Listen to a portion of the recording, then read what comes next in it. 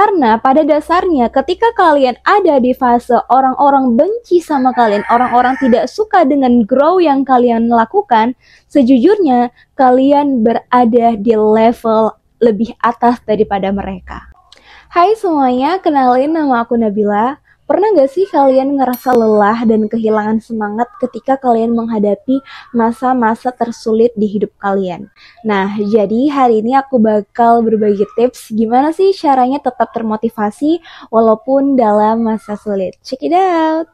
Oke guys, ngomongin masa tersulit, mungkin orang-orang pada nggak suka nih bahas tentang masa tersulitnya. Tapi di sini aku harus bahas karena menurut aku ini penting untuk kedepannya gimana sih kita bisa grow dari masa-masa tersulit itu.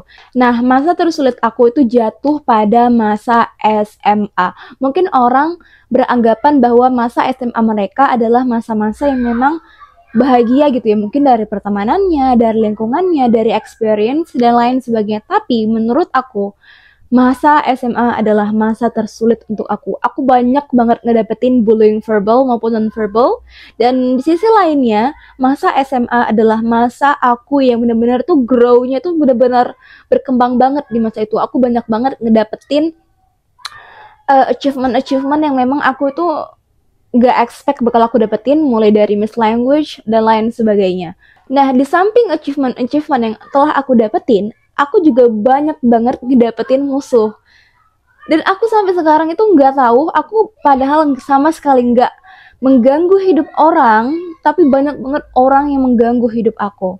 Dan sampai sekarang, bullying verbal yang mereka lakuin dan mereka praktekkan pada saat aku SMA itu bener-bener masih lengket banget di pikiran aku. Tapi life goes on guys.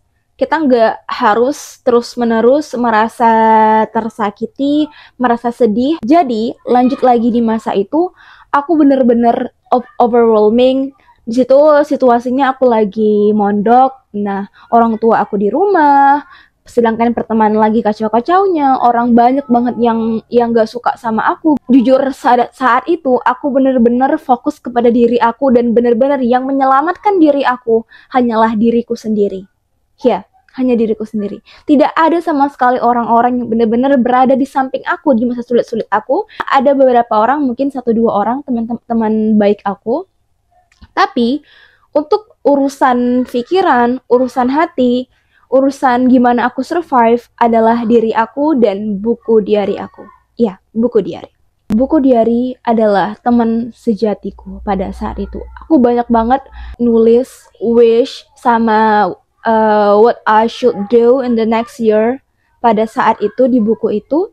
Dan benar-benar buku itu juga yang membuat aku terpacu di semester berikutnya sampai dengan aku tamat, apa yang bakal aku lakuin setelahnya walaupun aku ada di masa kesulitan.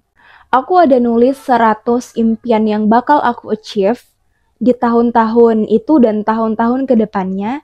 Dan alhamdulillah satu persatu impian yang aku tulis dari masa SMP itu bener-bener kejadian di aku.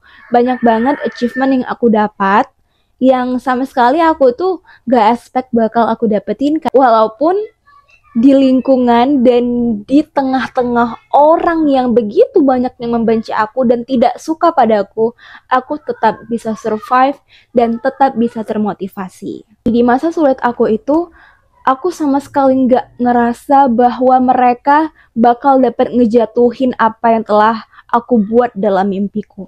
Aku sama sekali nggak merasa mereka mampu membuat aku jatuh sejatuh-jatuhnya. Kalian bisa stres, kalian bisa sakit hati, kalian bisa merasa overwhelming pada saat itu, tapi kalian tidak boleh yang namanya menyerah. Sekali lagi, menyerah.